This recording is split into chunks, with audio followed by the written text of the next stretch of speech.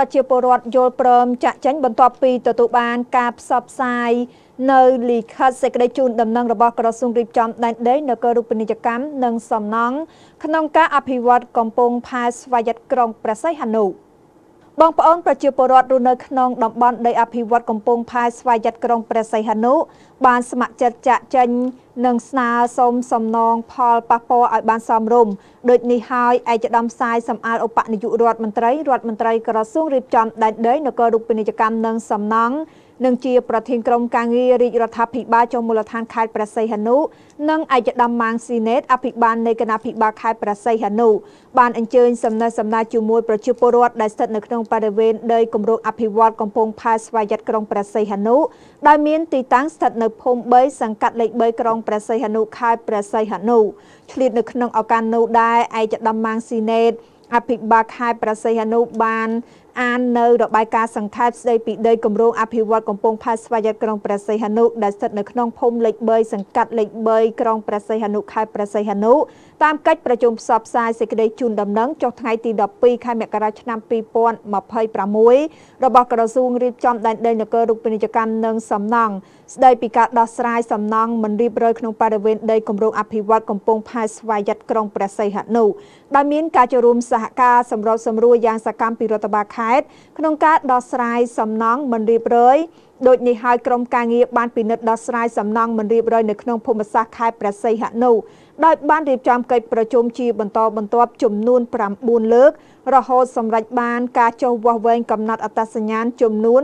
613ទីតាំងដែលត្រូវធ្វើការចរចាដោះស្រាយជាមួយនឹងបងប្អូនប្រជាពលរដ្ឋហើយជាលទ្ធផលក្រុមការងារសម្រេចដោះស្រាយដោយផ្ដល់ប្រាក់ឧបត្ថម្ភគោលនយោបាយជូនប្រជាពលរដ្ឋនៅក្នុងឱកាសនោះផងដែរ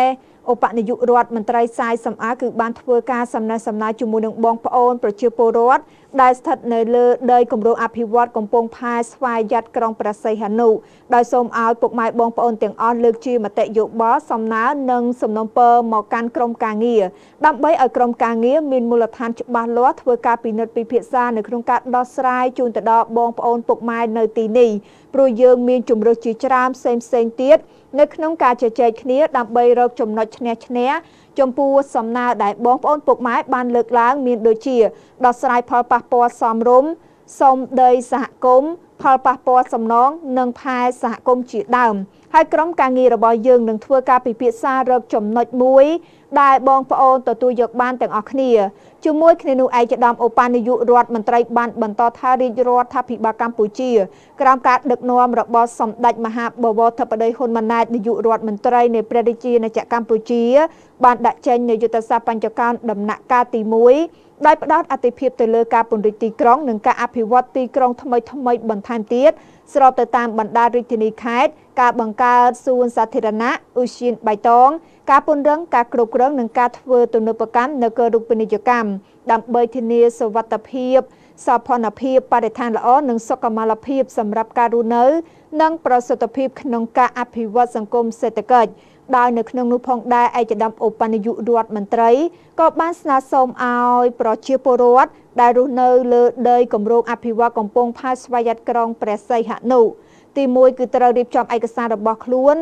ដោយសរសេរលិខិតជាលិលាអក្សរមកកាន់ក្រុមការងារដើម្បីយើងផ្ទៀងផ្ទាត់ដោះស្រាយបញ្ហាជូនព្រោះយើងមានជំរើស2ទី2រៀបចំផែសហគមន៍ហើយបងប្អូនចូលរួមគ្រប់គ្រងផែសហគមន៍តាមរបៀបយ៉ាងដូចម្ដេចចំពោះបងប្អូនដែលរកស៊ីទទួលទានផ្នែកនេសាទត្រូវមានភាគរយនៅក្នុងផែសហគមន៍ទាំងអស់គ្នា